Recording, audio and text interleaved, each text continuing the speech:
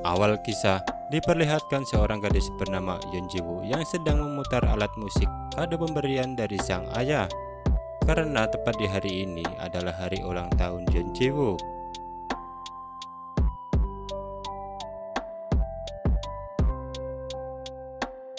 Seperti hari-hari sebelumnya, Yeon Ji-woo melakukan rutinitasnya seorang diri. Karena Yeon Ji-woo merupakan seorang anak yatim yang telah ditinggalkan sang ibu dan sang ayah yang entah pergi kemana.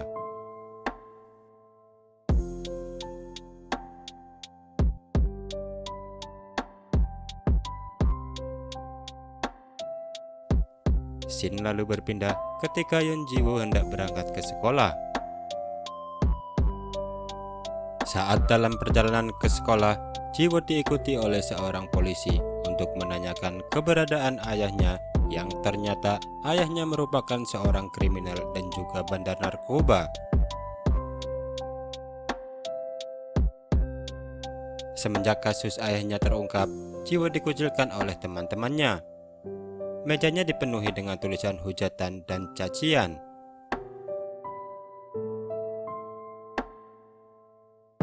Tak sampai di situ saja, tepat di hari ini Ji-woo terpaksa dikeluarkan dari sekolah karena banyak wali murid yang tidak terima jika anaknya harus satu sekolah dengan seorang anak kriminal dan bandar narkoba.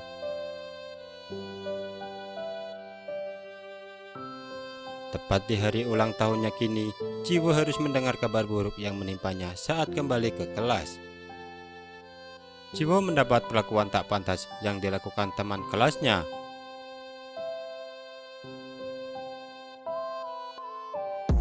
Karena sudah muak, akhirnya Ji-woo membalas temannya itu dan perkelahian pun tak bisa terhindarkan.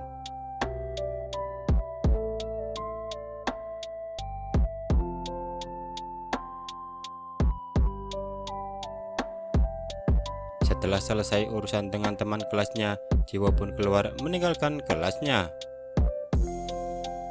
Ji-woo kemudian menyerahkan bed nama kepada salah satu gurunya dan meninggalkan sekolah dengan perasaan marah.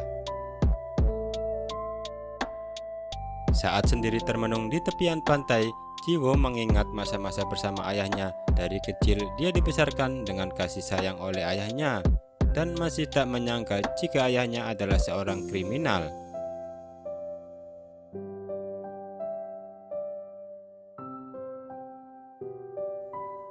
Scene lalu beralih saat malam hari ketika ayah Ji-woo yang bernama Jeon Do-hyun berusaha untuk menelepon Ji-woo. Ji-woo awalnya cuma mengabaikan telepon tersebut, namun pada akhirnya dia pun mengangkatnya. Ayahnya menanyakan kabar sekaligus mengucapkan selamat ulang tahun pada Ji-woo. Namun karena sudah muak, Ji-woo pun marah dan berkata bahwa ia sudah muak hidup seperti ini. Dia juga menyalahkan ayahnya karena sudah membuat hidupnya sangat susah.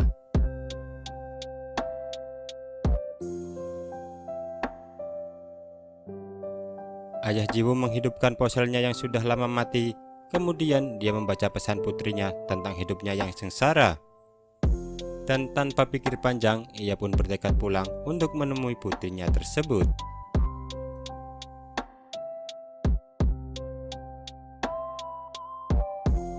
Saat ayah Ji-woo berusaha membuka pintu yang telah terkunci, Ji-woo yang sudah tertidur terbangun karena mendengar suara ketukan pintu.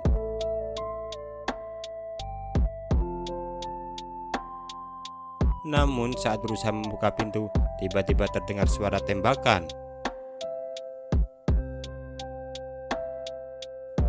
Ji-woo pun sontak terkaget dan berusaha mengintip lewat lubang pintu. Saat mengintip, Ji-woo melihat ayahnya kesakitan.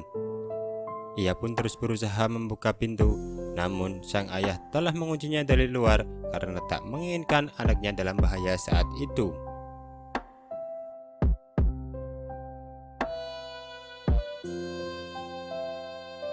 Di tengah kondisi terluka, Ayah Jiwo meminta maaf karena telah membuat hidup Jiwo berantakan. Dan setelah berhasil membuka pintu, Jiwo langsung memeluk sang ayah yang tengah terluka parah dan dalam kondisi sekarat. Karena keadaan yang sangat parah, sang ayah akhirnya meninggal saat itu juga.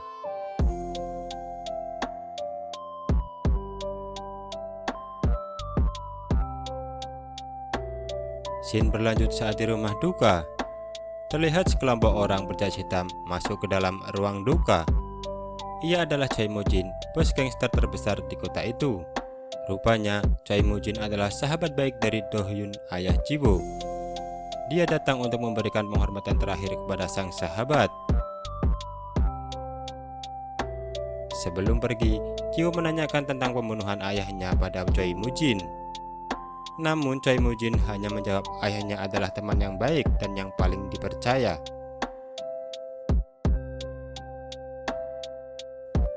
Beberapa waktu kemudian, Jiwo mengunjungi kantor polisi untuk menanyakan perkembangan kasus ayahnya. Namun ternyata kasus pembunuhan ayahnya sudah tutup dengan alasan tidak ada saksi dan cukup bukti. Mendengar hal itu, Jiwo pun langsung marah, memperlihatkan bukti CCTV. Namun polisi malah memarahi dan menyalahkan ayahnya karena menjadi buronan saat itu.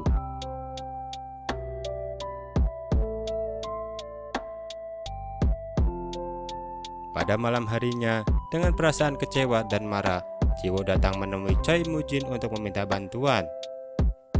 Jiwo meletakkan kardus yang dibawanya dan memberikan hasil rekaman CCTV. Dia meminta Choi Moo-jin untuk mencari pembunuh ayahnya dan dia berencana untuk membunuh orang itu dengan tangannya sendiri. Choi Moo-jin berdiri dan menyerahkan pisau ke Jiwo. Dan entah kenapa menyuruh Jiwo untuk membunuh dirinya.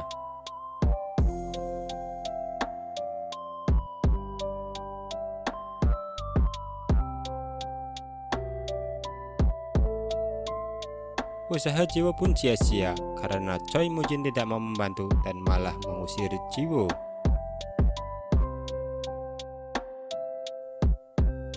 Saat berada di rumah, tiba-tiba Jiwo kembali mendengar suara ketukan pintu. Saat ia mengintip lewat lubang pintu, ia melihat seorang berjaket hitam yang pernah dilihatnya saat malam pembunuhan ayahnya. Karena takut, Jiwo pun berusaha bersembunyi di dalam hingga akhirnya pria itu pergi.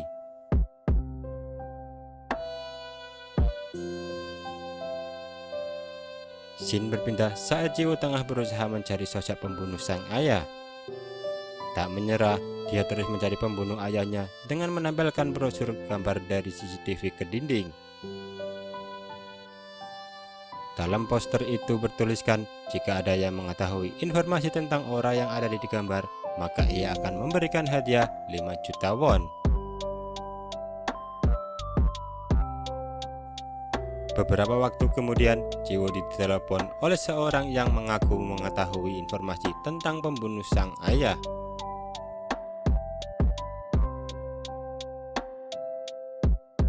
Dengan membawa pisau lipat dan menutupi identitasnya, ia pun segera pergi menemui si penelpon.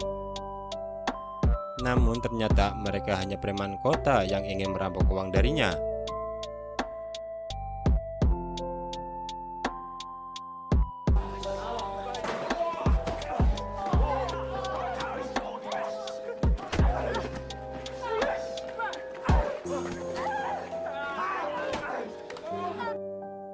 Jiwo dimasukkan ke dalam sebuah bagasi mobil yang dibawa pergi oleh para preman. Dari dalam, ia mendengar mobil berhenti dan perkelahian terjadi di luar. Dan saat pintu bagasi dibuka, dia menyerang dengan pisau lipatnya, namun ternyata itu adalah Choi Moo-jin. Choi Moo-jin kemudian menyuruh Jiwo untuk berhenti mencari pembunuh ayahnya dan melanjutkan hidupnya dengan baik. Namun, Jiwo menolaknya karena ia merasa bersalah pada mendiang ayahnya. Dia tak akan membiarkan polisi menutup kasus pembunuhan ayahnya tersebut.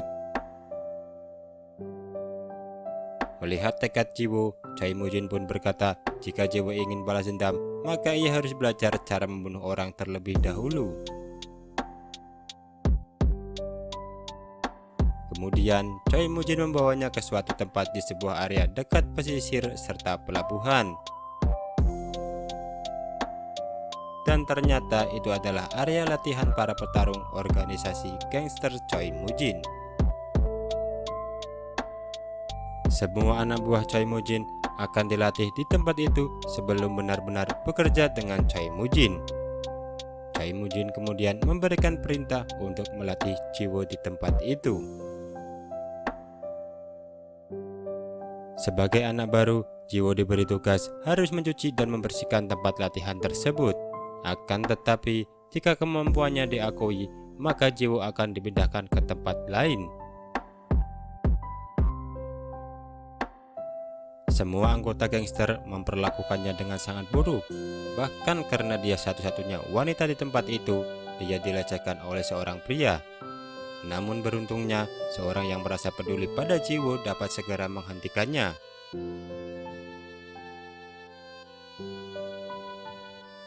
Karena tidak mau membuang waktu, akhirnya setiap malam Jiwo berlatih sendiri.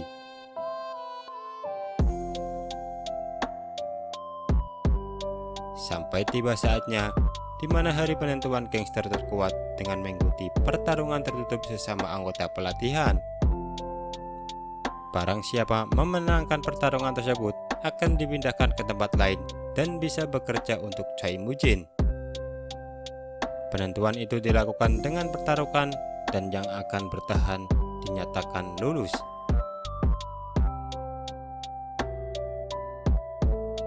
Pertarungan sengit pun berlangsung dengan menyisakan seorang petarung bernama Yeonji.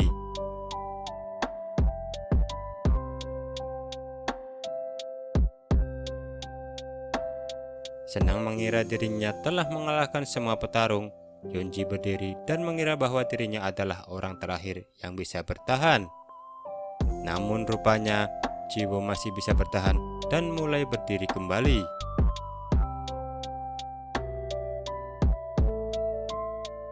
Dengan kesal, Yeonji pun menyerang Jiwo. Dan kemudian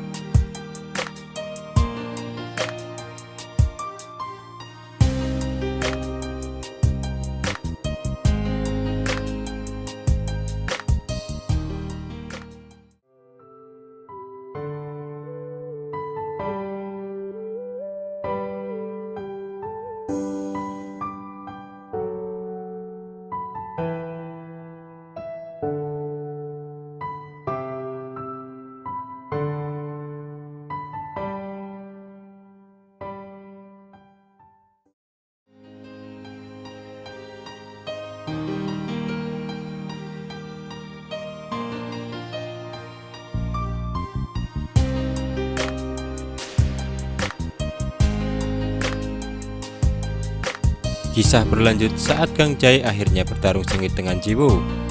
Pukulan serta tendangan melayang mengenai semua bagian tubuh dari masing-masing mereka. Namun dengan semangat dan tekad rasa ingin membalas dendam pada diri Jiwo, akhirnya pertarungan dimenangkan oleh Jiwo. Choi Mujin pun langsung menghampiri Jiwo serta memberikan apresiasi kepada anak tiri sahabatnya itu. Scene lalu berpindah saat Gang Jae bersama temannya berada di salah satu kamar. Temannya menertawai Gang Jae karena telah kalah dari seorang wanita.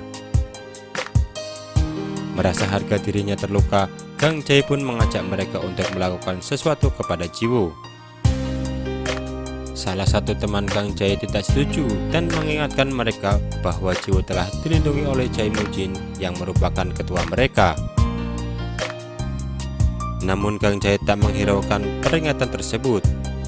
Gang Jae akan memberikan obat tidur pada botol minuman Jiwoo yang membuatnya merasa pusing dan tak sadarkan diri. Salah satu temannya masih tetap berusaha menghalangi niat mereka itu. Akan tetapi karena sudah merasa kesal karena kekalahan pertarungan tersebut, Gang Jae akan tetap melakukannya. Gang Jae kemudian menyelinap ke kamar Jiwoo, dan akibat meminum air yang sudah dicampur Gang Jae sebelumnya, Jiwoo pun mulai pusing hingga sempat tak sadarkan diri beberapa waktu. Setelah tiba di kamar Jiwoo, Gang Jae dan temannya tersebut mulai mendekati Jiwoo dan hendak melakukan sesuatu pada Jiwoo. Namun Jiwoo yang mulai sedikit sadar pun tiba-tiba terbangun dari tempat tidurnya. Jiwoo perlahan membuka matanya dan melihat salah seorang hendak berbuat jahat kepadanya. Dengan keadaan belum sepenuhnya tersadar, Jiwoo melawan mereka sampai keadaan di kamar tersebut berantakan, yang membuat tempat abu mendiang ayahnya terjatuh dan pecah. Jiwoo kemudian mengambil pecahan itu lalu menusuk teman Gang Jae pada bagian vitalnya hingga membuatnya terluka dan berteriak. Setelah menusuk teman Gang Jae, dengan keadaan masih tertatih, Jiwoo berusaha keluar untuk menghindari serangan berikutnya dari Gang Jae. Karena kondisinya yang belum sepenuhnya pulih, Jiwoo kemudian terjatuh di tempat latihan. Gang Jae yang mengejar Jiwoo pun kembali mendekati Jiwoo. Dengan membawa palu di tangannya, Gang Jae perlahan mendekati Jiwoo. Saat akan mengayunkan palunya, Jiwoo terlebih dulu mengayunkan tangannya dan kembali menusuk Gang Jae pada dada Gang Jae. Sambil kesakitan, Gang Jae yang bertambah marah hendak mengayunkan kembali palu yang digenggamnya pada Jiwoo. Akan tetapi beruntungnya Jiwoo, seseorang datang saat itu dan segera menghentikan perkelahian tersebut. Choi Moo-jin yang mendengar hal itu memanggil Gang Jae untuk menemuinya. Choi Moo-jin mengeluarkan sebilah samurai dan memberikan peringatan kepada Gang Jae agar tak pernah mengusik Jiwoo lagi.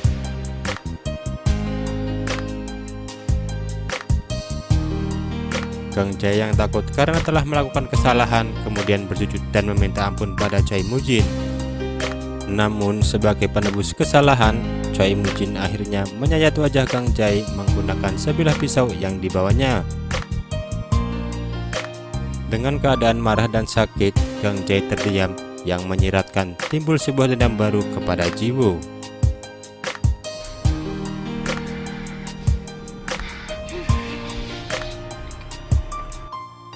Setelah kejadian tersebut, Choi Moo-jin datang menemui Jiwoo di sebuah kedai dekat tempat latihan. Choi Moo-jin menjelaskan bahwa kedai itu adalah tempat favorit ayahnya. Dia juga memberitahu Jiwoo akan skenario baru untuk mewujudkan keinginan Jiwoo untuk membalas dendam atas kematian ayahnya. Choi Moo-jin kemudian memberikan identitas baru pada Jiwoo dan akan hidup dengan nama baru yaitu Oh Ye-jin, karena Jiwoo yang sebelumnya akan dipalsukan sudah meninggal oleh Gang Jae pada pertarungan sebelumnya. Choi Moo-jin kemudian memberikan pistol yang ia temukan di dekat lokasi kejadian di hari kematian ayahnya. Choi Moo-jin juga memberitahu Jiwoo bahwa pembunuh ayahnya adalah seorang polisi. Choi Moo-jin menyuruh Jiwoo untuk menemukan si pembunuh ayahnya dan membunuhnya saat menemukannya.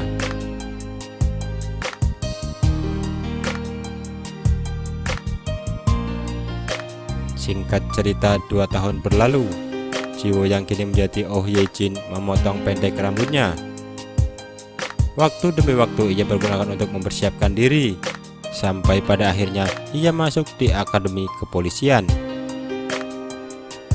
Choi Moo-jin mengatakan akan selalu siap berada di belakangnya, namun akan langsung membunuh Jiwoo apabila berkhianat.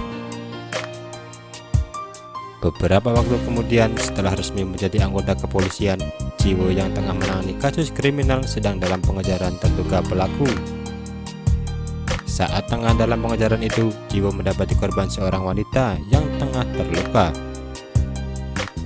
Jiwo segera memberikan pertolongan terhadap wanita tersebut. Sementara itu, tepat di sebelah ruangan tersebut masih berlangsung transaksi barang haram oleh sekelompok orang. Tak lama berselang, kemudian Yejin menggerebeknya seorang diri.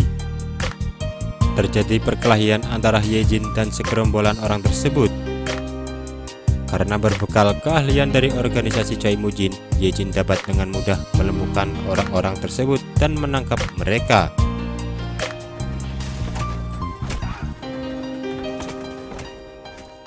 Namun ternyata salah satu dari mereka merupakan seorang polisi yang tengah melakukan penyamaran. Polisi tersebut bernama John Pildo yang merupakan anggota kesatuan narkoba, sedangkan Yejin dari kesatuan kriminal. Pildo kemudian menghampiri Yejin serta marah kepadanya karena telah mengacaukan misinya untuk menangkap Park Chang-gu yang merupakan salah seorang pengedar narkoba. Saat hendak membawa Park Chang-gu, Yejin terlibat sedikit bentrok dengan Pildo yang mendapat tugas membawa Park Chang-gu. Setelah mendapat telepon dari atasannya, Yejin akhirnya menyerahkan Park Chang-gu pada Pildo dan segera keluar dari tempat itu. Scene lalu berpindah saat Choi Mujin tengah mendapati bentrokan sesama gangster di kota itu. Choi Mujin marah terhadap ketua gangster tersebut karena telah berkhianat beroperasi ke tempat lain tanpa sepengetahuan Choi Mujin. Bagi Choi Mujin, pengkhianatan harus dibayar dengan nyawa. Dan tanpa segan, Choi Mujin pun langsung menghabisi orang tersebut dengan memasukkannya ke dalam mobil, kemudian diberi gas beracun.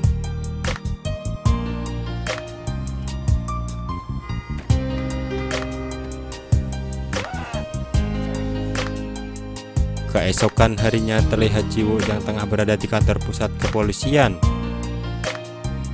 Dia hendak menemui kepala unit narkoba yang bernama Kapten Chagiho. Yejin berencana mengajukan dirinya untuk pindah ke bagian unit narkoba. Namun saat bertemu dan melihat langsung wajah si kapten, Yejin langsung teringat dengan seseorang yang mengetuk pintu rumahnya beberapa hari setelah kejadian pembunuhan ayahnya, dan mengira si kapten adalah orang yang telah membunuh ayahnya. Kemudian Kapten Chagiho menanyakan alasan Yejin ingin pindah ke satuan narkoba. Yejin beralasan ingin menangkap seseorang dengan tugas di satuan narkoba. Mendengar alasan tersebut, akhirnya Kapten Chagiho menyetujui kepindahan Yejin ke satuan narkoba. Pada malam harinya, Yejin menemui Choi Mujin. Dia mengatakan bahwa dirinya telah berhasil masuk ke kesatuan narkoba dan sudah menemukan seseorang yang menurutnya adalah sang pembunuh sang ayah. Mendengar akan hal itu, Choi Mujin mengatakan bahwa pertarungan yang sebenarnya baru saja akan dimulai. Choi Mujin juga bercerita mengenang masa lalunya saat beraksi bersama sang ayah Yejin. Saat itu, Choi Mujin sedang terdesak dalam pertarungan melawan geng lain. Namun tepat saat itu, ayah Yejin datang dan membantunya hingga memenangkan pertarungan tersebut.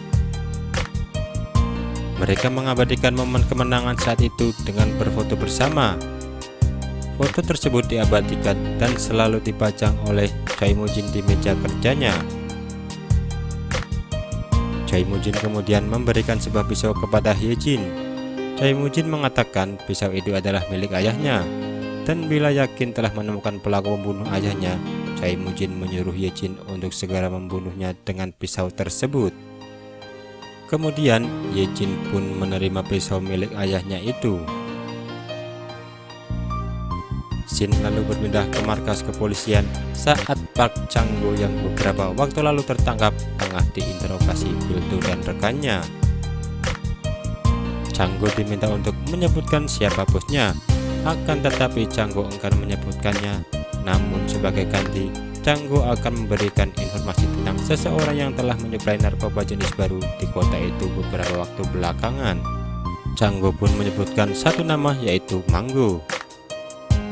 Setelah mendapat informasi dari Changgo, Pildo kemudian menelepon untuk mencari informasi tambahan tentang Manggo.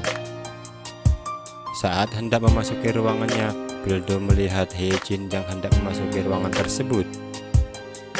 Pildo kemudian menghampirinya dan bertanya pada Hyejin. Hyejin kemudian menyebutkan bahwa dirinya kini telah pindah ke kesatuan narkoba. Mengetahui hal tersebut, Pildo pun langsung menemui Kapten Cha Ki-ho dan memprotes kepindahan Hyejin tersebut.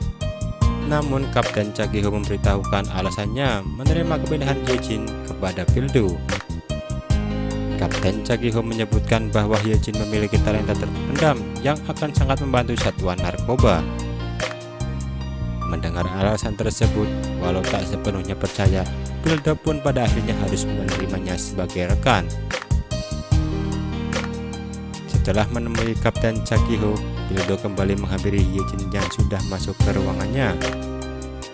Pildo menanyakan kepada Hyejin alasannya masuk ke kesatuan narkoba. Hyejin kemudian menjawab bahwa dia ingin menangkap seseorang. Tak lama kemudian, Pildo menerima telepon dari seseorang yang mengetahui informasi tentang Manggo. Kemudian mereka langsung bergegas menuju ke lokasi. Di sisi lain, Kapten Cha Ki-ho sedang menyelidiki kematian seseorang di tepian pesisir pantai karena bunuh diri. Ternyata itu merupakan rekan kerja Jae Mujin yang dibunuh saat pertempuran antar geng beberapa waktu lalu. Namun kasusnya kini dimanipulasi menjadi kejadian bunuh diri. Kemudian setibanya Pildo dan Hyejin di lokasi, Pildo kemudian memberikan perintah kepada Hyejin untuk menangkap Manggo seorang diri, sedangkan Pildo akan menunggunya di mobil. Tanpa banyak bicara, Hyejin langsung keluar mobil dan memasuki tempat tersebut.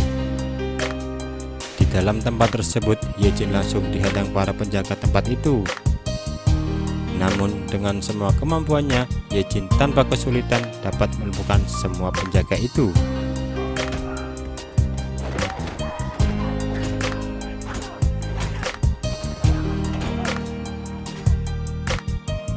Pildo yang tak kunjung melihat Hyejin keluar, akhirnya memasuki tempat tersebut.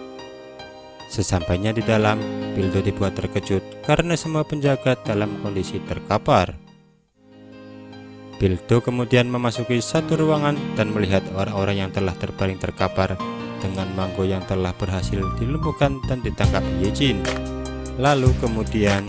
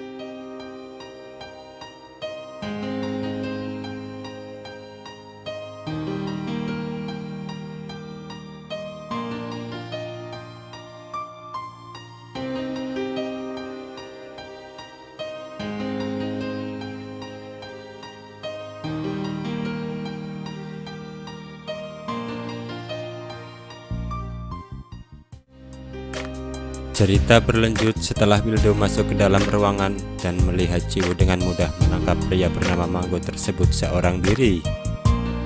Pildo kemudian mendekati Manggo dan menginterogasinya.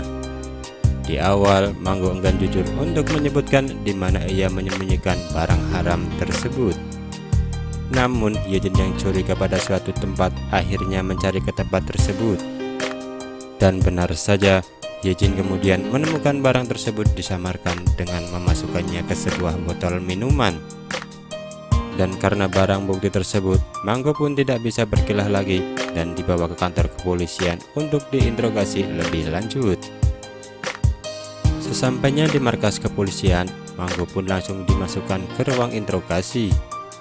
Manggo merasa ketakutan saat ditanya dan hendak menyebutkan siapa pemilik barang baru itu, karena menurut Manggo, pria tersebut sangatlah kejam. Ternyata pria yang dimaksud adalah Do Gang Jae. Gang Jae merupakan seseorang yang sebelumnya sempat bertarung dan dikalahkan oleh Ye Jin ketika masih menjadi anggota organisasi kriminal Choi Moo Jin. Scene berlanjut di dalam sebuah tempat hiburan saat Gang Jae hendak menawarkan barang barunya tersebut kepada beberapa bandar lainnya. Gang Jae menyebutkan barang tersebut dapat menimbulkan sensasi luar biasa sehingga dapat menjadikan pemakainya hilang rasa takut terhadap apapun.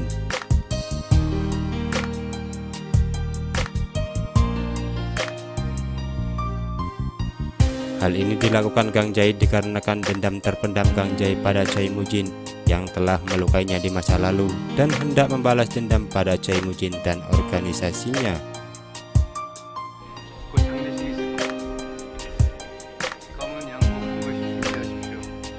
Pada malam harinya, Jiwo yang mendapat akses kemudian masuk ke database kepolisian. Ia kemudian menemukan bukti rekaman CCTV yang memperlihatkan seseorang dengan pakaian serba hitam dan mengenakan helm. Namun hal itu masih menjadi pertanyaan Ye Jin untuk mengetahui siapa pelaku pembunuh ayahnya.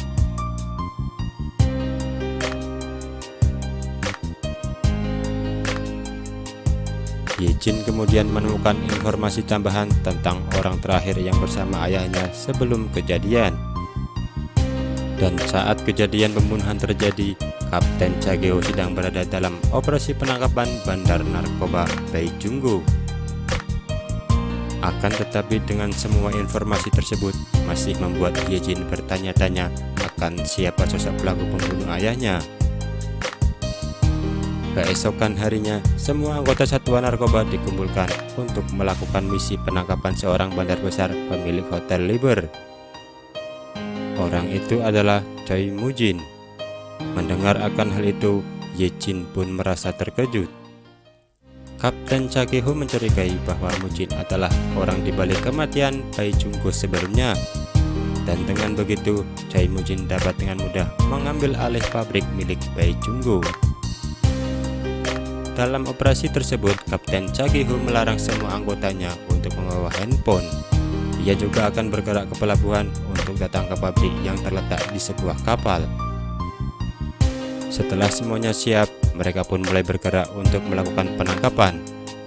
Di tengah perjalanan, Ye Jin ingin memberitahu Choi Moo Jin, namun handphonenya sedang disita untuk kelancaran operasi.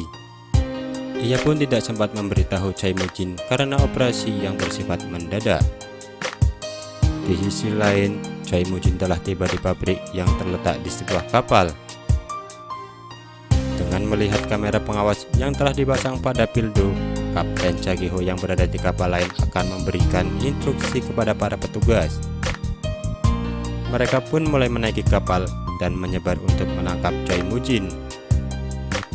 Sementara Choi Moo Jin sedang berada di sebuah laboratorium untuk melihat proses pembuatan narkoba. Hingga tibalah saatnya di mana Ye Jin melihat Choi Moo Jin yang sedang berada di sana.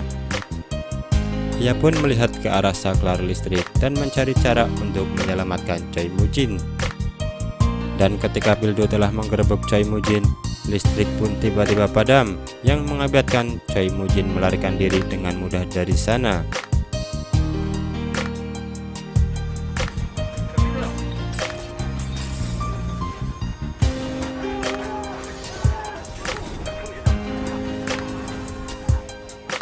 Ye Jin melihat ke arah Pildo dan ia akan menembaknya jika Pildo menembak ke arah Choi Moo Jin. Karena Choi Moo Jin yang sebelumnya sempat membakar tempat itu untuk menghilangkan alat bukti, kapal itu pun ikut meledak. Semua barang bukti pun ikut terbakar di dalamnya.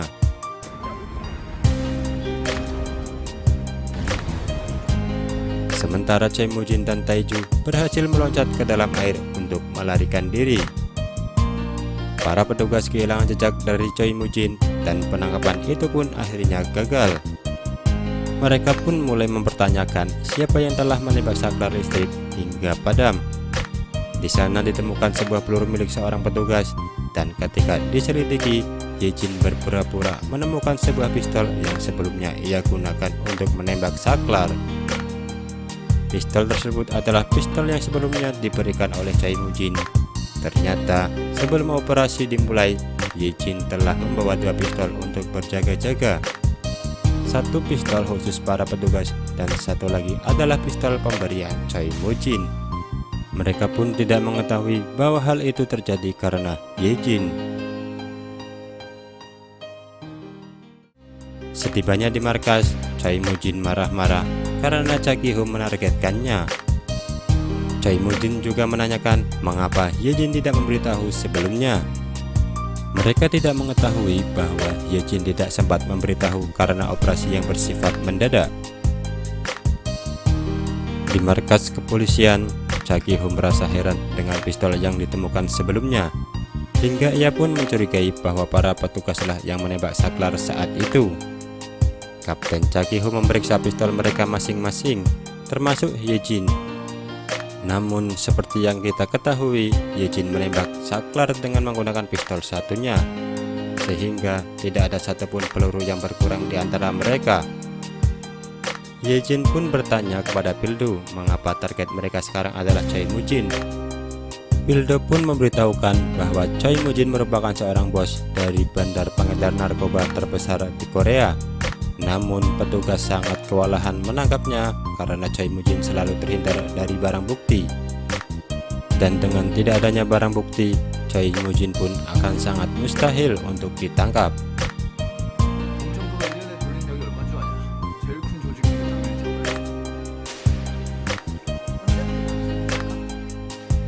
Hingga di suatu waktu, Ye-jin akhirnya berhasil menghubungi Choi Moo-jin.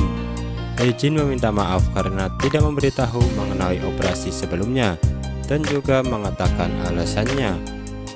Ye-jin kemudian memberitahu bahwa terdapat kamera CCTV yang terpasang di tempat kediaman Choi Moo-jin. Sehingga Choi Moo-jin pun menyimpulkan bahwa di dalam organisasinya ada seorang pengkhianat. Ia pun merasa terkejut setelah mengetahuinya. Namun Ye-jin akan segera menceritahu tentang pengkhianat itu. Kemudian Choi Moo-jin mencari titik-titik kamera CCTV yang terpasang, dan setelah menemukannya, ia pun segera menyuruh anak buahnya untuk membongkar kamera-kamera tersebut. Para petugas di markas kepolisian merasa terkejut melihat Choi Moo-jin telah mengetahui kamera CCTV yang terpasang. Karena hal itu, Kapten Cha Ki-ho pun berpikir bahwa ada pengkhianat di antara mereka. Pengkhianat tersebut telah membocorkan operasi mereka. Sementara itu, di sisi lain, Gang Jae dan temannya terlihat sedang dalam pengaruh narkoba. Mereka kemudian menyiapkan para anak buahnya untuk menyerang tempat pelatihan Dongjun milik Choi Moo-jin. Selama 5 tahun, Gang Jae sangat menantikan hal tersebut, yaitu untuk membalas dendam. Singkat cerita, Gang Jae dan para anak buahnya pun telah tiba di tempat pelatihan Choi Moo-jin. Mereka membantai habis-habisan anggota organisasi tersebut. Perkelahian pun terjadi di sana, bahkan Chung Tae-jeon pun ikut berpartisipasi untuk membela para anggota organisasi itu. Hingga akhirnya Chung Tae-jeon berhasil menyandera teman Gang Jae, namun Gang Jae justru tidak peduli dengan temannya itu. Ia pun tetap dengan sadisnya membunuh satu persatu anggota Dongjun di sana. Hingga akhirnya Chung Tae-jeon pun menyerahkan temannya itu dan meminta untuk menghentikan pembunuhan tersebut. Chung Tae-jeon kemudian diminta untuk memilih seperti pilihan di masa lalu yang diberikan kepada Gang Jae ketika dihukum oleh Choi Moo-jin. Dan tanpa keraguan sedikitpun, Gang Jae pun langsung melukai tangan Chung Tae-jeon yang membuat ia berteriak kesakitan.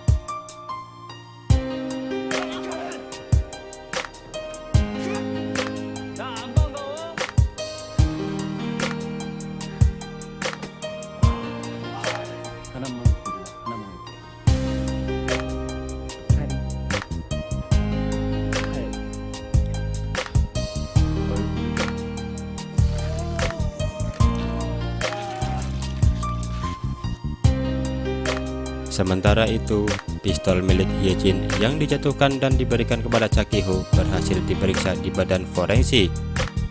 Nomor seri pistol tersebut berhasil diketahui. Tak lama setelah itu, Kapten Chakiho dan juga Yejin yang sedang mengawasinya mendapat telepon untuk pergi ke tempat pelatihan Dongjun milik Choi Mujin. Setibanya di sana, orang-orang yang terluka tengah diobati dan beberapa diamankan untuk dimintai keterangan. Di tempat latihan tersebut nampak begitu berantakan dengan berceceran darah di mana-mana. Di tengah-tengah ruang pelatihan tertuliskan sebuah tulisan, "Aku kembali."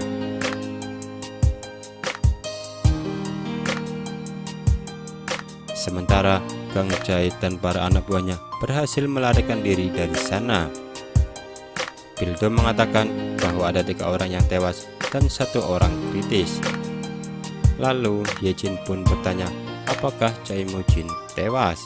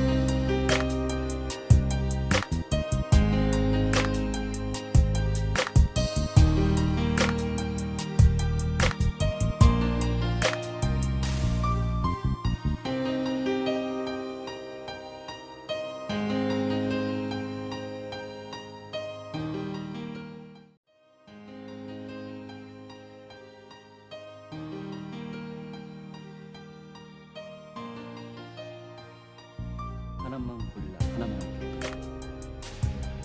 다리, 팔, 얼굴.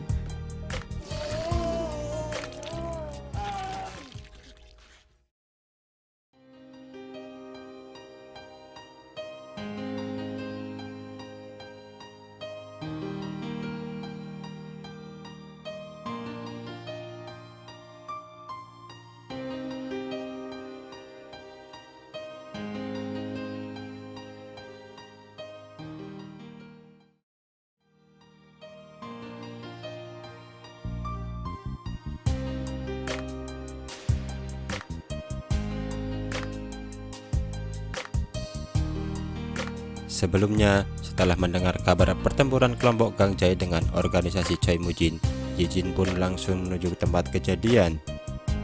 Setibanya Yejin di sana, orang-orang yang terluka tengah diobati dan beberapa diamankan untuk dimintai keterangan. Yejin bertanya kepada Pildo, apakah Choi Mujin ikut tewas? Pildo kemudian menjawab bahwa Choi Mujin tidak ada di sana. Choi Mujin sedang berbincang-bincang dengan sekretarisnya yang bernama Kang. Sekretaris Kang menyarankan untuk tidak melakukan apapun terlebih dahulu karena itu sama sekali tidak ada hubungannya dengan mereka. Tidak ada bukti yang tersisa dalam kerusuhan tersebut kecuali permen haram yang dibicarakan dengan Manggu sebelumnya.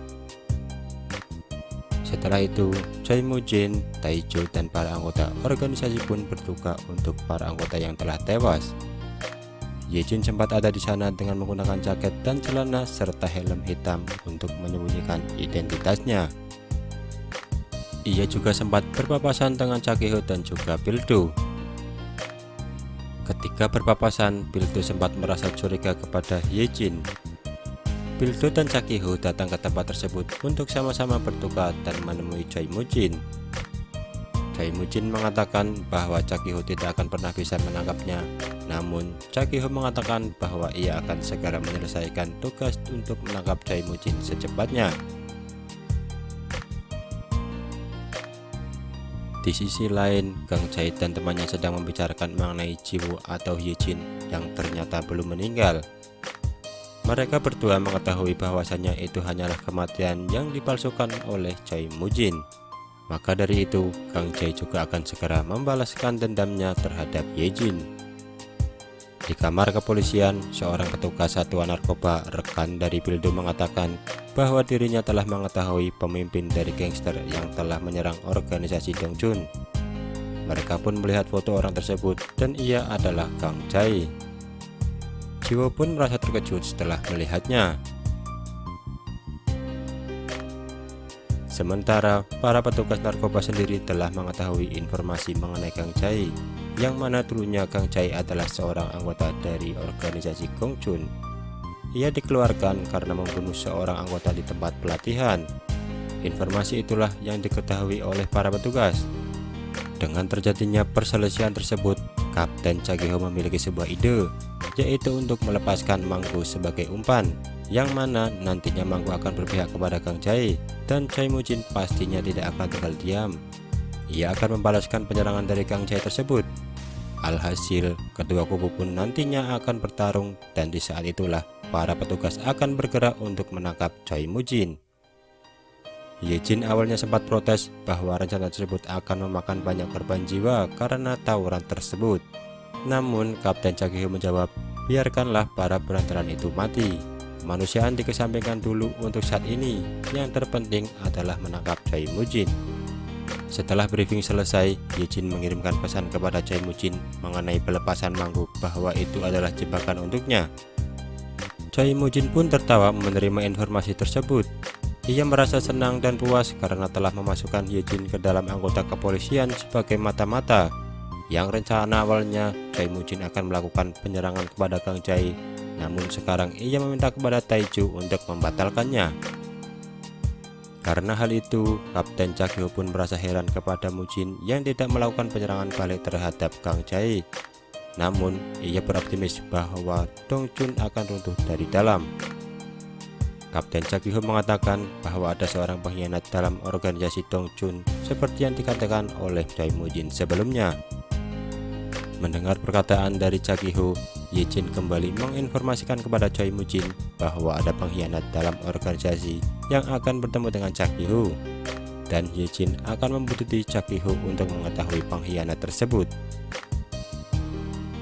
Dan ketika Taiju masuk ke dalam mobilnya, ia menemukan sebuah amplop serta juga barang haram. Taiju tidak mengetahui bahwasanya itu dikirim oleh Chakiho. Dalam amplop tersebut berisikan surat yang mengatakan, "Aku tahu di mana posisi Kang Jae. Segeralah temui aku di pinggir jalan." Setelah membaca surat itu, alhasil Taiju pun mengikuti instruksi dari surat tersebut.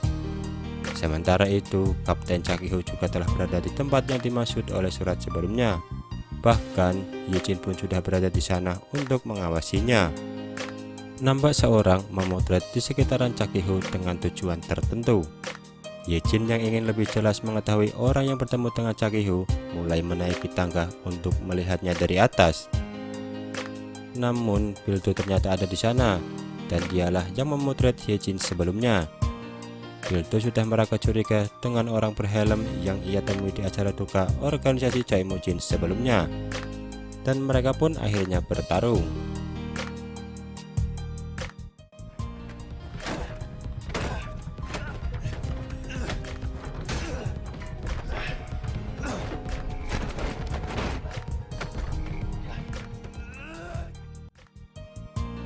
Untung saja Ye-jin dapat melarikan diri dengan melompat ke sebuah truk tanpa diketahui identitasnya. Setelah itu, Ye-jin kembali ke motornya lalu kemudian berjalan di hadapan Chakiho dan melihat orang yang berada di dalam yang berposisi dekat dengan Chakiho. Orang itu ialah Taiju. Ye-jin pun menyimpulkan bahwa Taiju adalah pengkhianat tersebut. Namun tak lama kemudian Taiju yang merasa dirinya telah dijebak, ia pun segera pergi dari sana. Kapten Chakiho kemudian tersenyum melihat hal itu. Ternyata Chakiho telah merencanakan hal tersebut. Ia juga telah mencurigai bahwa ada mata-mata atau pengkhianat di timnya. Kapten Chakiho mulai mencurigai bahwa itu adalah Ye-jin. Ia pun meminta kepada Bildo untuk mengawasi Ye-jin karena semenjak kedatangannya semua informasi bocor ke tangan Choi Mujin. Setibanya di rumah, Ye-jin pun melaporkannya kepada Choi Mujin bahwa orang yang ditemui oleh Chakiho adalah Taiju. Padahal itu hanyalah rencana dari Chakiho untuk menghancurkan organisasi Dongjun dari dalam. Ia mengatakan bahwa ada pengkhianat di hadapan para petugas agar mata-mata yang ada di satuan narkoba dapat memberitahu Choi Moo-jin tentang pengkhianat tersebut. Dan dengan rencana menjebak Tae-joo sebelumnya, Cha Ki-ho telah menembak satu anak panah kepada dua target sekaligus. Yang pertama, ia sudah yakin bahwa di tim satuan narkoba ada seorang mata-mata. Hasilnya, ia pun mencurigai Hye-jin. Dan yang kedua, Dong-jun akan segera dalam masalah setelah Hye-jin melaporkan bahwa pengkhianat itu adalah Tae-joo. Namun, Hye-jin mengatakan kepada Choi Moo-jin jangan melakukan tindakan apapun dulu saat ini. Di keesokan harinya, Hye-jin mulai menyiapkan pisau pemberian Moo-jin untuk melakukan tindakan kepada targetnya, yaitu Kapten Cha Ki-ho. Di kantor, ia pun bertemu dengan Cha Ki-ho. Hye-jin bertanya siapa anggota kepolisian yang bernama Song Jung-soo. Kapten Cha Ki-ho pun menjawab bahwa itu adalah seorang anggota dari satuan narkoba yang dibunuh oleh organisasi Dong-chun. Ketika Hye-jin hendak mengeluarkan pisau dari balik tangannya untuk membunuh Kapten Cha Ki-ho, tiba-tiba saja Pildo datang. Dan karena hal itu, Hye-jin pun kembali mengurungkan niatnya. Setelah mendengar informasi dari Cha Ki-ho, Hye-jin kemudian menemui Choi Moo-jin di suatu tempat. Di sana, ia bertanya apakah Dong-hun atau ayahnya pernah membunuh anggota polisi. Namun, Choi Moo-jin menjawab bahwa Dong-jun tidak pernah sekalipun membunuh petugas kepolisian. Choi Moo-jin kembali meyakinkan Hye-jin bahwa apa yang dikatakan oleh Cha Ki-ho adalah kebohongan. Di keesokan harinya, Pildo mengajak Hye-jin untuk meminum soju bersama. Namun, Hye-jin menolaknya karena ia akan pergi ke suatu tempat. Pildo yang diminta untuk mengawasi Hye-jin pun kemudian mengikutinya. Ia terus mengikuti Hye-jin dari belakang. Bahkan ketika Hye-jin turun dari mobilnya, ternyata Hye-jin sedang mencari keberadaan dari Gang Jae. Ia menanyakan kepada setiap orang yang ada di sana. Dan ketika Hye-jin berada di parkiran, Pildo tiba-tiba masuk ke dalam mobilnya. Ia mengatakan bahwa Hye-jin selalu bertindak sendirian. Hye-jin mengatakan bahwa dirinya sedang mengawasi Manggu. Pildo pun akhirnya memutuskan untuk ikut bersama Hye-jin. Tak lama berselang, terlihat Manggu memasuki mobil dan kemudian pergi. Hye-jin dan Pildo pun kemudian mengikutinya, hingga akhirnya mereka pun tiba di suatu tempat pembuangan mobil. Hye-jin dan Pildo kemudian masuk ke dalam sebuah bangunan. Pildo kemudian menanyakan apakah Manggu adalah orang yang ingin ia tangkap selama ini. Pildo merasa heran kepada Hye-jin yang sampai sebegitunya membunuh Manggu. Tak lama setelah itu, sebuah mobil datang menemui Manggu. Ternyata itu adalah Gang Jae yang sedang memberikan permen haram kepada Manggu. Dan tanpa disangka, Gang Jae telah mengetahui keberadaan Hye-jin dan Pildo yang sedang bersembunyi di sana. Tak lama berselang, anak buah Gang Jae pun mulai mengepung mereka berdua. Hye-jin dan Pildo kemudian bertarung dengan para anak buah Gang Jae.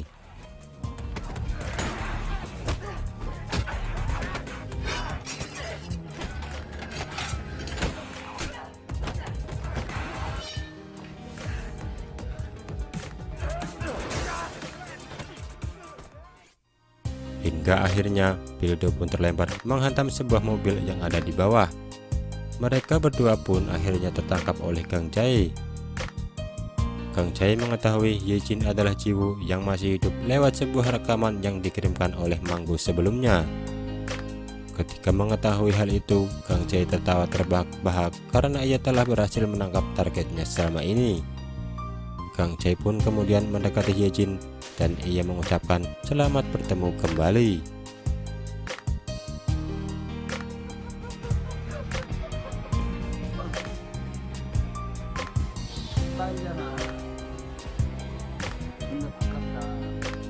Dan episode 4 pun bersambung.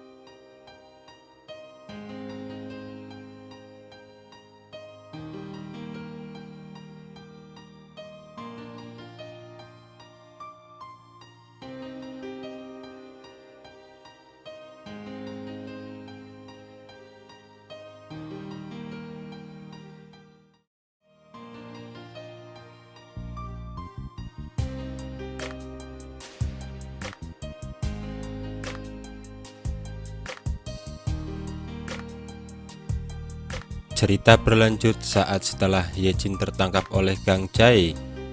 Ye-jin meminta Gang Jae untuk melepaskan borgolnya dan kemudian menantang Gang Jae untuk kembali bertarung dengan dirinya. Akan tetapi, Gang Jae tidak menerima tantangan tersebut dan justru malah menusuk paha Ye-jin dengan sebuah pisau. Sementara di sisi lain, Choi Moo-jin sedang berada di sebuah kedai langganannya. Ia telah mengetahui bahwa semua orang yang ada di sana sedang mengincarnya. Mereka semua adalah suruhan dari Gang Jae. Moo-jin pun menyerang mereka terlebih dahulu hingga terjadilah sebuah pertempuran.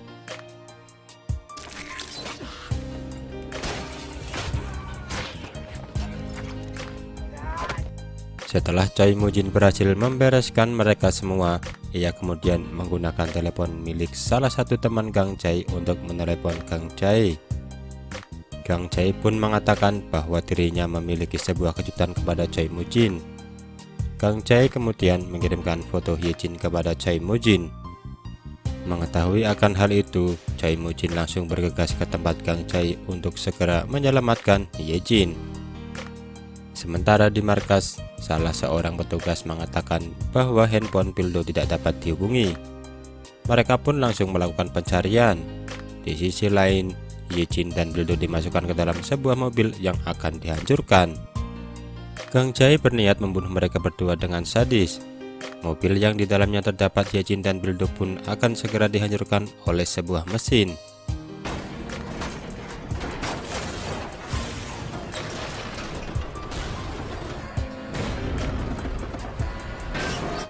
Ye-jin yang sudah terlepas dari borgolnya berusaha untuk menyelamatkan Pildo. Namun Pildo menyuruh Ye-jin untuk segera pergi meninggalkannya. Hingga tak lama kemudian sebuah mobil datang lalu menabrak operator mesin penghancur mobil tersebut.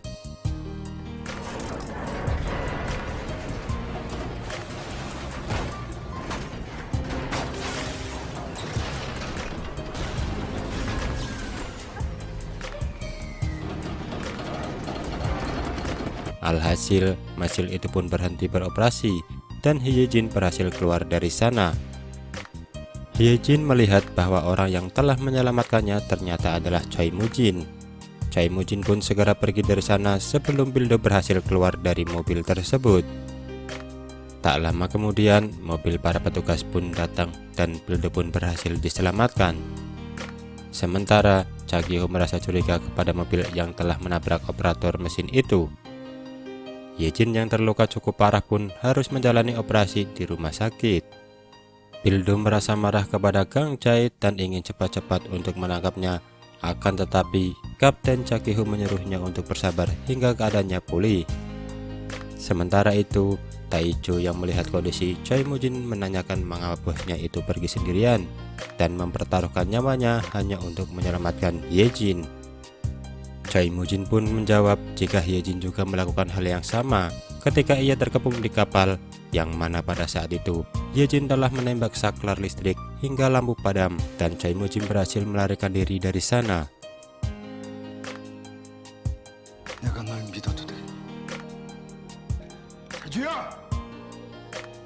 Keesokan harinya, satuan narkoba pun kembali mencari keberadaan dari Gang Jae. Hingga akhirnya Pildo dan rekannya berhasil menciduk dan menangkap beberapa antek dari Gang Jae.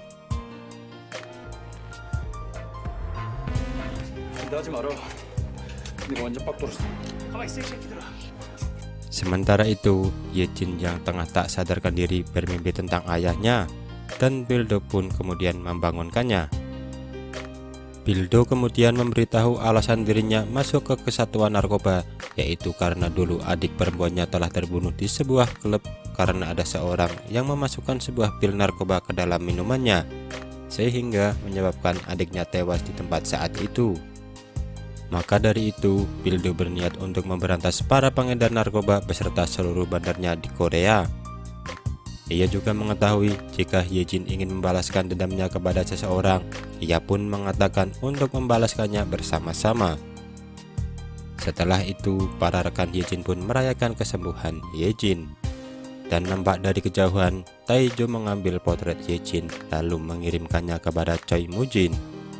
Sementara Choi Mujin meminta sekretarisnya untuk memesankan sebuah tiket pesawat ke luar negeri dan mencarikan sebuah rumah di tepi pantai untuk putri dari temannya itu, yang tidak lain adalah untuk Yejin.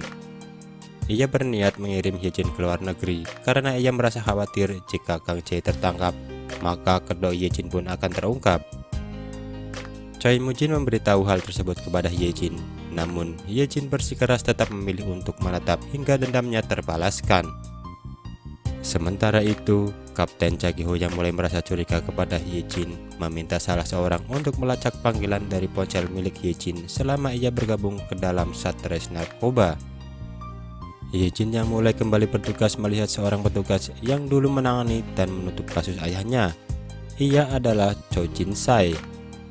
Cho Jin Sai tahu jika Yejin adalah Jiwo yang tidak lain adalah putri dari Dong Hun.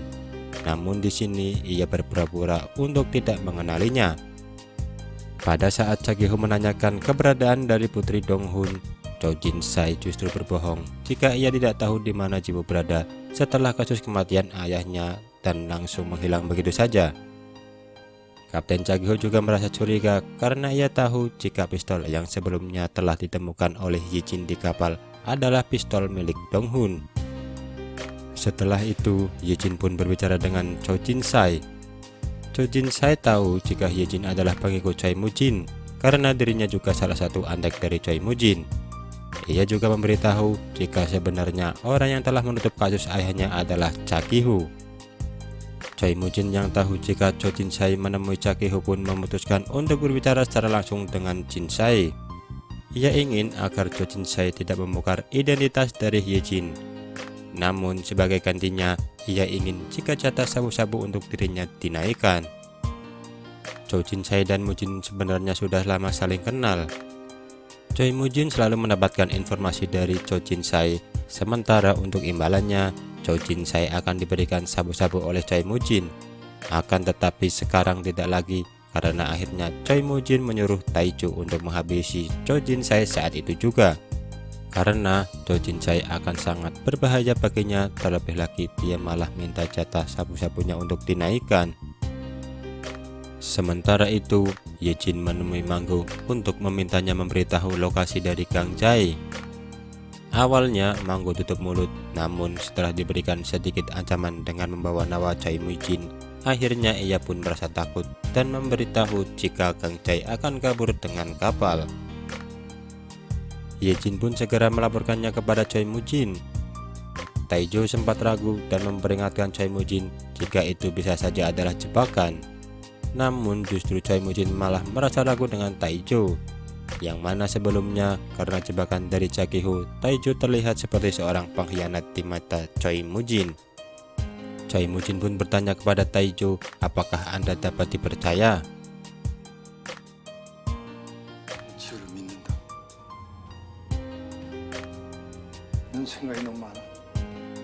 Keesokan harinya, Kang Jae menghubungi Kapten Cha Gi-ho dan mengatakan dia akan membantu satuan narkoba untuk menangkap Choi Mujin, asalkan mereka dapat melepaskan dirinya. Kapten Cha Gi-ho menyetujuinya. Ia pun memberitahu lokasi titik temu dirinya dengan Choi Mujin. Tim satuan narkoba pun bersiap untuk menuju tempat tersebut. Mereka semua telah tiba dan mengambil posisi yang aman untuk menangkap Choi Mujin. Choi Mujin yang telah diberi informasi oleh Yejin sebelumnya pun memutuskan untuk segera pergi bersama para anak buahnya, namun tanpa Taiju. Taiju hanya bertugas untuk menjaga rumah. Setibanya di sana, Choi Mujin dengan santainya meminta kepada Kang Jae yang masih ia anggap sebagai anak baru kemarin untuk memberikan salam kepadanya selaku mantan senior.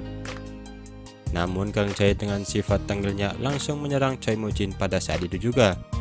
Akhirnya pertarungan di antara kedua pihak pun terjadi.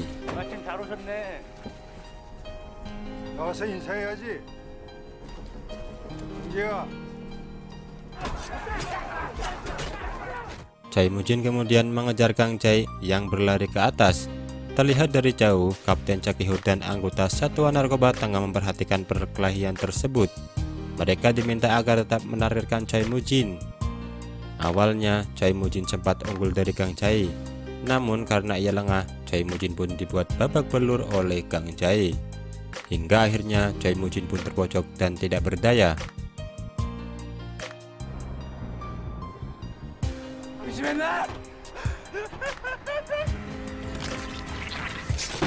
Namun dari kejauhan, Hye-jin datang dan menodongkan pistolnya ke arah Kang Chae. Hye-jin menyuruh Choi Moo-jin untuk segera pergi dari sana. Pildo yang melihat Hye-jin berusaha untuk menghampirinya, sementara Choi Moo-jin yang berhasil kabur sempat dihentikan oleh Cha Gi-ho. Akan tetapi, Tae-jo dengan tepat waktu menjemput bosnya itu.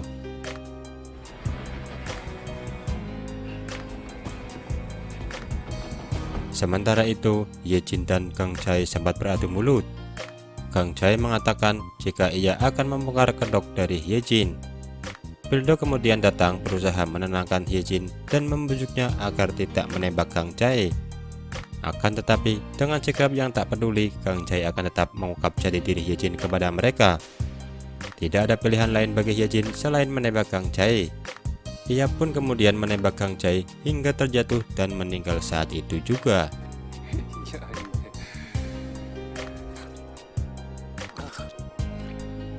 Di tengah perjalanan melarikan diri, Choi Moo-jin meminta Tae-jo untuk berhenti sejenak.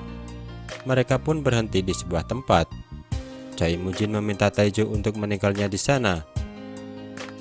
Menuju ke suatu tempat, ia berjalan sempoyongan dikarenakan luka parah di tubuhnya akibat pertempuran sebelumnya. Ternyata Choi Moo-jin pergi ke sebuah kuil, lalu ia pun diobati di sana. Sementara itu, Hye-jin yang sudah membunuh Kang Chae menjadi merasa tidak tenang. Ia merasa ketakutan dan trauma seakan-akan Kang Chae masih mengusiknya.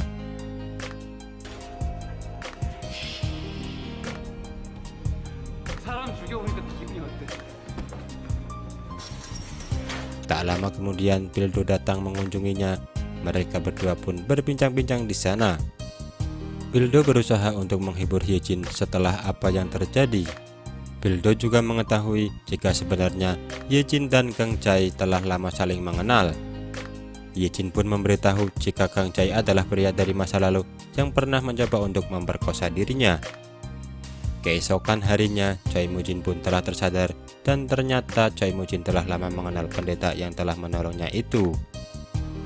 Di kepolisian, Kapten Cha Gi-ho memerintahkan seluruh tim satuan narkoba untuk memeriksa jalur-jalur yang mungkin dilalui oleh Choi Moo-jin.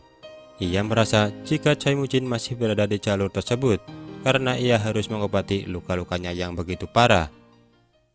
Sementara itu, saat di rumah, Hye-jin mendapat sebuah kiriman paket dari Kang Chae sebelumnya, yang mana di dalamnya terdapat sebuah foto anggota polisi, dan ternyata di antara para anggota tersebut ada seorang pria yang bernama Son Jong-soo yang tidak lain ia adalah Dong-hun atau ayah Hye-jin.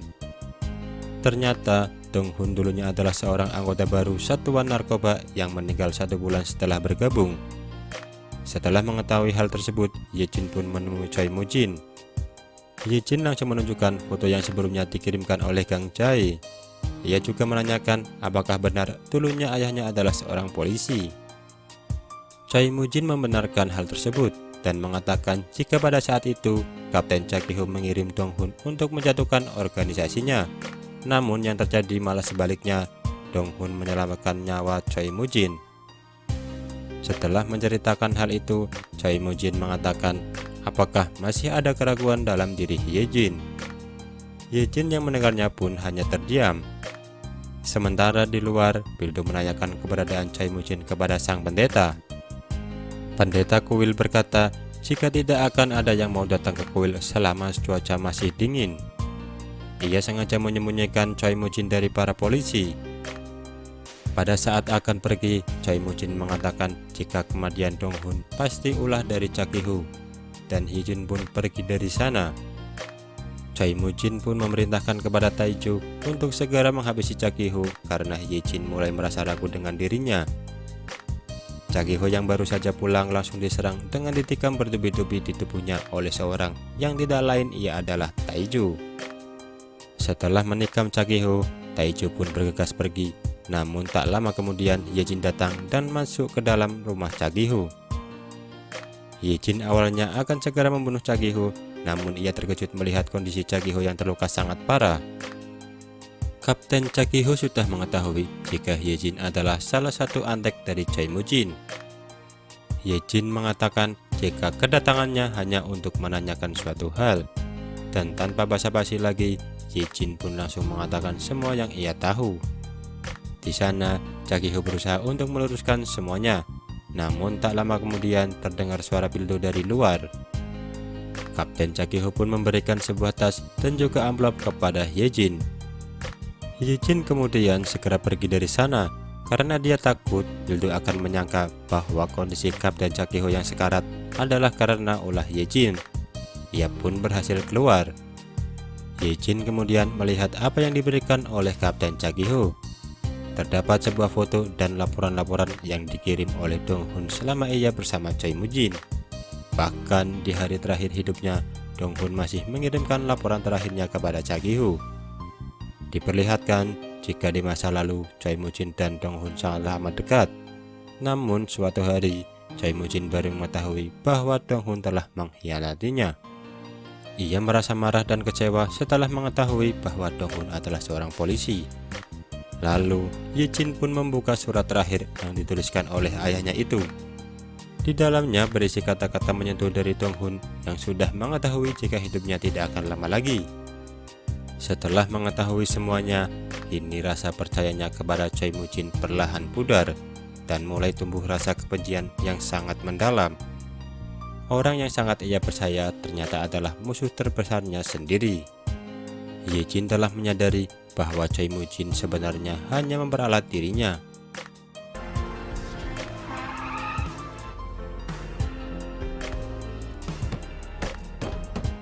Ia pun kemudian membakar tato organisasi Dongchun yang berada di dadanya. Dengan wajah tajam, tersirat akan kemarahan dan kekecewaan Ye-jin kepada Choi Moo-jin.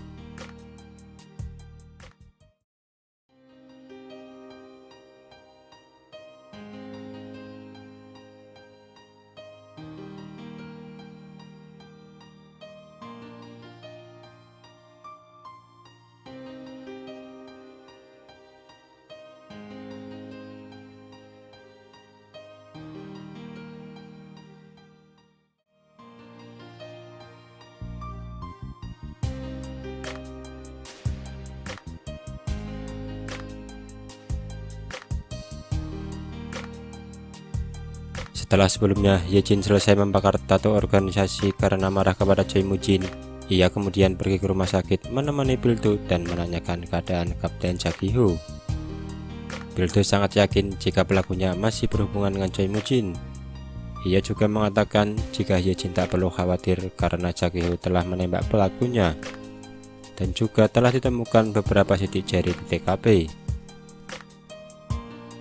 Di sisi lain, Tae-joo meminta maaf kepada Choi Moo-jin karena Cha-ki-ho berhasil diselamatkan. Ia juga memberitahu Moo-jin jika sebelumnya ia melihat Ye-jin datang ke tempat Cha-ki-ho. Ia menyimpulkan jika Ye-jin sudah mengetahui kebenarannya, maka dari itu ia pun menyarankan Choi Moo-jin untuk segera membunuh Ye-jin. Sementara itu, Ye-jin tengah mengobati luka yang sebelumnya ia dapatkan dari Cha-ki-ho. Setelah itu, ia pun membereskan barang-barangnya dan berniat untuk pergi. Namun, pada saat ia keluar dari rumahnya, para anak buah Taijo ternyata sudah berada di sana dan langsung mencoba untuk menghabisi Yejin. Yejin berusaha melawan mereka seorang diri, sementara Taijo menunggu para anteknya menyelesaikan tugas untuk membunuh Yejin. Namun karena tekad kuat yang dimiliki oleh Yejin, ia pun berhasil mengalahkan mereka semua.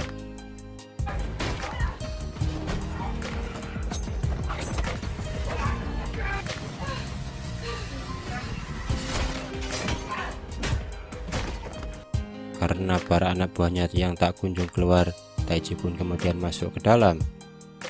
Taijo kemudian melihat para anak buahnya telah tersungkur. Taijo menyadari bahwa Yejin telah menemukan mereka semua.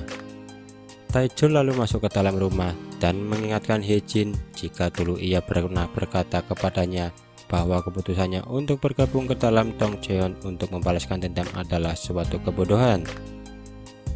Yejin bertanya kepada Taijo siapa orang yang telah membunuh ayahnya. Taijo pun menjawab jika pengkhianat seperti Donghun akan menerima hukuman langsung dari Choi Mujin, karena Choi Mujin sendiri akan menghabisi para pengkhianat untuk melihat ekspresi terakhir dari wajah sang pengkhianat itu sendiri. Hingga akhirnya Taijo dan Yejin pun bertarung di sana.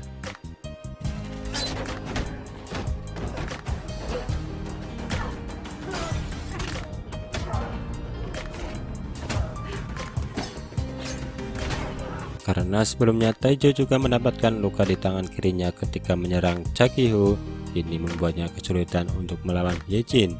Dan karena hal itu, akhirnya Yejin pun berhasil melumpuhkan dan menghabisi Taijo.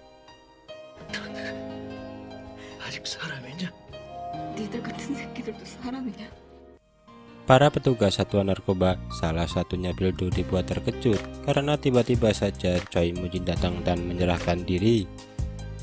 Choi Mujin menyerahkan diri atas sangkaan dugaan pembunuhan Kang Jae. Ternyata Bildo tidak memberitahu siapapun jika sebenarnya Yejin lah yang telah menghabisi Kang Jae. Bildo kemudian bertanya kepada Choi Mujin alasannya untuk menyerahkan diri. Namun Choi Mujin hanya mengatakan jika ada beberapa orang di dunia ini yang menganggap dirinya spesial.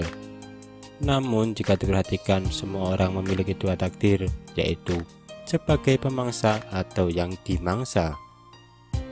Bildo yang mendengar alasan Choi Mujin tersebut merasa sangat kesal dan menyuruh Choi Mujin untuk merenungkan semua dosanya ketika ia telah masuk penjara. Namun Choi Mujin pun berkata jika Bildo tidak akan pernah bisa memenjarakannya. Tak lama kemudian Yejin pun datang dan langsung menginterogasi Choi Mujin. Choi Mujin mengatakan jika alasannya menyerahkan diri hanya untuk membuktikan bahwa ia tidak bersalah. Yejin mengancam Choi Mujin bahwa tidak akan ada lagi orang yang dapat membebaskannya, karena Yejin melihat dengan jelas jika Choi Mujin menusuk Kang Jae. Dan terdapat pula barang bukti, yaitu sebuah pisau yang ditemukan di TKP dengan sidik jari Choi Mujin. Kemudian Yejin pun pergi untuk memeriksa dan mengambil barang bukti, yaitu pisau yang sebelumnya dipakai oleh Choi Mujin. Sementara itu, para polisi sudah menemukan rekaman dari mobil yang diyakini pelaku dari penyekapan Jakiho, yang tidak lain itu adalah mobil dari Oh Yejin. Bildo pun kemudian mendapat data panggilan dari Yejin yang sebelumnya pernah diminta Kapten Jakiho. Dan dari sinilah terungkap bahwa Yejin adalah pengkhianat yang membantu Choi Mujin selama ini. Kemudian mereka pun berusaha menangkap Yejin. Yejin yang mengetahui jika penyamarannya telah terbongkar, ia pun kemudian menghubungi sekretaris Choi Mujin untuk berbicara dengan Choi Mujin. Ia mengatakan jika dirinya sudah menghilangkan barang bukti, alhasil Choi Mujin pun tidak dapat ditahan. Yejin pun lalu kabur dengan sepeda motornya. Sementara Choi Mujin pergi dari kantor polisi dan mengatakan jika sekarang para polisi tidak dapat lagi menangkapnya karena tidak adanya barang bukti. Sekretarisnya kemudian bertanya apakah alasan Choi Mujin menyerahkan diri hanya untuk menguji kesetiaan pada Yejin. Choi Mujin pun menjawab akan disayangkan jika Yejin harus dibunuh, karena kesetiaan yang ia dapatkan dari Yejin adalah hasil dari menipu Yejin. Ye-jin kemudian berhenti di sebuah tempat dan membuang pisau tersebut. Ia pun pergi menuju ke pemakaman untuk menyimpan abu ayahnya. Sementara Choi Moo-jin yang telah sampai di pusat pelatihan merasa terkejut melihat kondisi Taejo yang sudah tidak bernyawa. Akhirnya Choi Moo-jin menyadari jika Ye-jin mengeluarkannya dari penjara tidak lain hanya untuk membunuhnya secara langsung. 제발로 찾아올 거야. 기다려. Sementara Pildo dan para petugas lainnya tengah memeriksa rumah Ye-jin. Mereka sangat terkejut melihat kondisi rumah yang berantakan dan terdapat darah di mana-mana. Di posisi Ye-jin, ia berpamitan pada ayahnya dan berjanji bahwa ia akan segera menyelesaikan semuanya. 내가 어떻게 끝내는지 다녀올게 아빠. Dan pada saat akan pergi dari sana, ternyata Ye-jin dicegat oleh Pildo. Pildo kemudian mengejar Ye-jin hingga akhirnya Ye-jin pun terjatuh dari motornya dan terpaksa harus menyerahkan diri kepada Pildo. Pildo membawa Ye-jin kembali ke kantor polisi. Di sana, anggota satuan narkoba merasa sangat marah dan kecewa karena tidak menyangka jika Ye-jin sudah mengkhianati dan mencoba untuk membunuh Kapten Jagi-ho. Di sisi lain, Choi Moo-jin meminta sekretarinya untuk membebaskan Ye-jin bagaimanapun caranya. Walaupun Choi Moo-jin sendiri mengetahui jika tujuan hidup Ye-jin sekarang adalah Choi Moo-jin sendiri. Ye-jin pun mulai diinterogasi oleh Pildo dan menanyakan nama asli dari Ye-jin. Ye-jin pun terdiam dan tidak menjawab. Di sisi lain, terlihat Kapten Jagi-ho sudah mulai tersadar. Keesokan harinya, sekretaris Choi Moo-jin menemui Ye-jin untuk menyampaikan pesan dari Choi Moo-jin. Choi Moo-jin pun berpesan, "Datanglah kepadaku, takkan kubiarkan kau di penjara." 나에게 와라. 널 절대 교도소에 보내지 않는다. Setelah itu, sekretaris Choi Moo-jin juga meminta para petugas agar kliennya yaitu Ye-jin dibawa ke rumah sakit untuk mendapatkan perawatan medis. Sementara itu, Choi Moo-jin memerintahkan para anak buahnya yang tersisa untuk membawa Ye-jin ke sana. Ye-jin sampai di rumah sakit dan diobati lukanya. Ketika tengah diobati, Ye-jin menyadari jika wanita perawat di sebelahnya adalah wanita yang sebelumnya pernah ia tolong.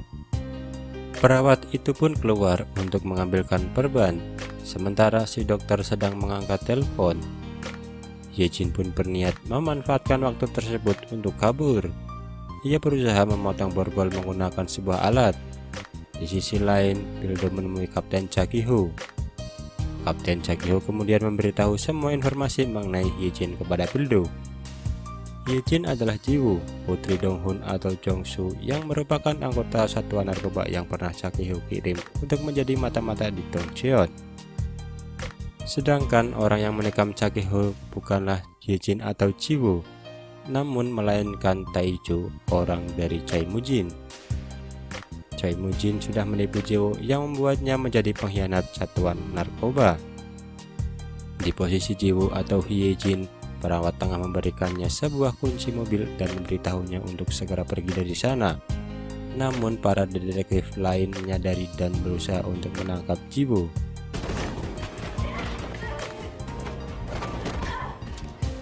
Ji-woo pun berhasil keluar, namun pada saat ia akan menaiki mobil, Pildo datang untuk menghentikannya. Pildo tidak menghalanginya, namun bagi Pildo, membunuh Choi Moo-jin hanya akan menghancurkan hidupnya. Ji-woo yang sudah dikuasai oleh dendam tidak peduli dengan hal itu, dan justru ia merasa jika hidupnya akan hancur dan sia-sia jika ia tidak bisa membalaskan dendamnya untuk membunuh Choi Moo-jin.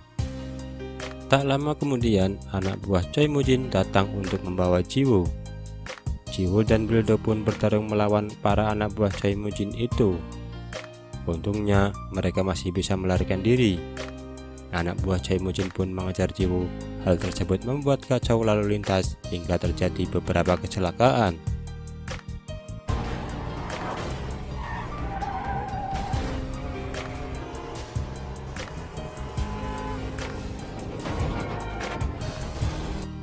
Sementara Pildo membawa Ji-woo ke sebuah tempat di tepian pantai. Choi Mujin mendapat informasi dari sekretarisnya kalau mereka tidak berhasil menangkap Jiwoo karena Pildo telah membantunya. Saat itu Choi Mujin sedang berduka untuk kematian Taejo. Di sisi lain, Pildo sedang mengobati luka Jiwoo. Ia mengatakan pada Jiwoo tidak perlu lagi menahan semuanya seorang diri, karena sekarang ada Pildo yang akan selalu bersama dan membantunya. Jiwoo merasa terharu mendengarnya. Ditambah lagi, ia merasa jika Pildo sangat memahami perasaan dan kondisinya. Mereka berdua pun menghabiskan malam bersama. Sementara, Choi Mujin sendiri juga merasa sangat sakit hati dan kecewa, hingga bertanya-tanya mengapa orang yang ia percaya selalu mengkhianatinya, padahal dirinya tidak pernah mengkhianati siapapun. Ia pun kemudian teringat saat-saat ketika dirinya membunuh Dong Hun.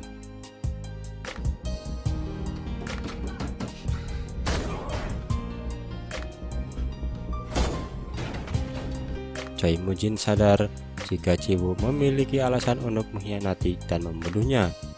Maka dari itu, sekarang Choi Mujin sangat menantikan kedatangan dari Jiwoo. Lalu sekretaris Choi Mujin datang dan memperingatkannya untuk segera kabur karena semuanya sudah berakhir. Namun, Choi Mujin tetap ingin menunggu kedatangan dari Jiwoo. Akhirnya, sekretaris Choi Mujin pun memutuskan untuk pergi menjauh dari semuanya karena Dong Cheon akan segera berakhir. Keesokan harinya, Jiwoo pun bersiap untuk menyerahkan diri kepada polisi atas arahan dan saran dari Pildo. Yejin merasa jika perkataan Pildo itu memang benar. Lebih baik mengadili Choi Mujin secara hukum daripada harus mengotori tangannya dengan membunuh Choi Mujin. Walaupun ia tahu dengan menyerahkan diri maka Jiwoo akan dipenjara. Akan tetapi, Pildo terus meyakinkannya dan mengatakan jika ia akan selalu menemani dan bersama dengan Jiwoo. Saat berhenti di lampu merah ketika dalam perjalanan, tiba-tiba saja seorang pria berpakaian serba hitam dan menggunakan sebuah motor berhenti. Lalu kemudian pria itu langsung menembak Pildo dan Pildo pun tewas seketika saat itu. Semua orang di sana merasa panik dan tim satuan narkoba yang saat itu masih berada tak jauh dari tempat itu datang untuk memeriksa Pildo. Jiwoo yang langsung melihatnya merasa bingung dan sangat syok. Ia kemudian membawa pistol milik Pildo dan segera pergi dari sana. Atas kejadian itu, Jiwoo kemudian pergi ke Hotel Liber di mana Choi Mujin berada di sana. Jiwoo membantai semua anak buah Choi Mujin dengan hanya berbekal 5 peluru. Ia menerima banyak sekali luka, namun karena hasrat balas dendamnya yang sangatlah kuat, seakan-akan dirinya tidak lagi merasakan kesakitan.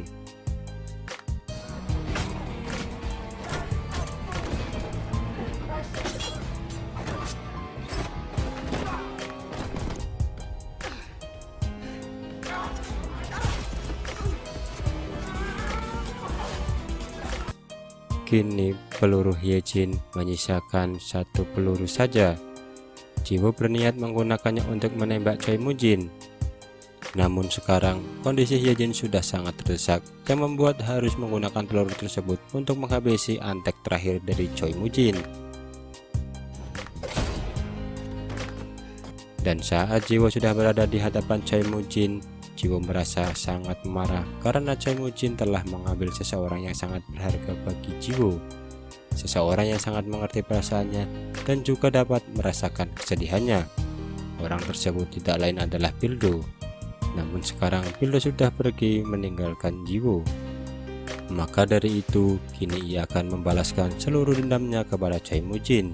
Walaupun ia tahu konsekuensinya akan menjadi sosok monster seperti Choi Mujin. Dengan sisa-sisa tenaganya, Jiwoo dan Choi Mujin pun akhirnya bertarung. Di awal pertarungan, Jiwoo menerima banyak serangan dari Choi Mujin, hingga ia terluka begitu parah dan tidak sanggup untuk berdiri.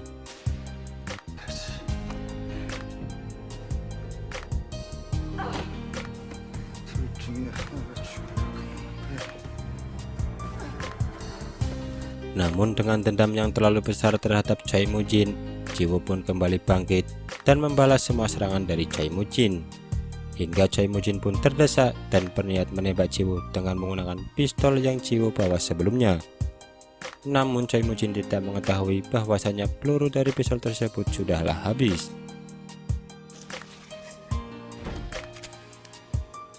Dan Choi Moo-jin pun harus tewas ketika Jiwoo kembali menyerang dan menusuknya. Akhirnya kini dendam Jiwoo pun sudah terbalaskan. Choi Moo-jin sudah berhasil dihabisi oleh Jiwoo. Jiwoo pun pergi dari sana dengan menahan begitu banyak luka.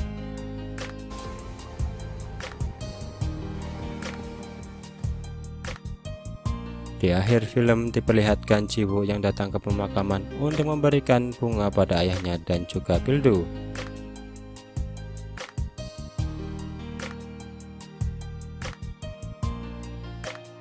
Dan serial My Name Season 1 pun berakhir.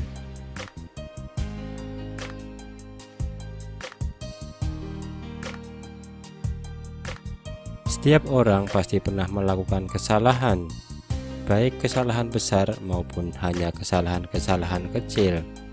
Namun, orang akan bisa menjadi lebih baik jika mampu dan mau mencari alasan untuk benar-benar memaafkan kesalahan orang lain. Karena seperti banyak orang yang berkata, tidak ada orang yang 100% benar dan tidak ada orang yang 100% salah.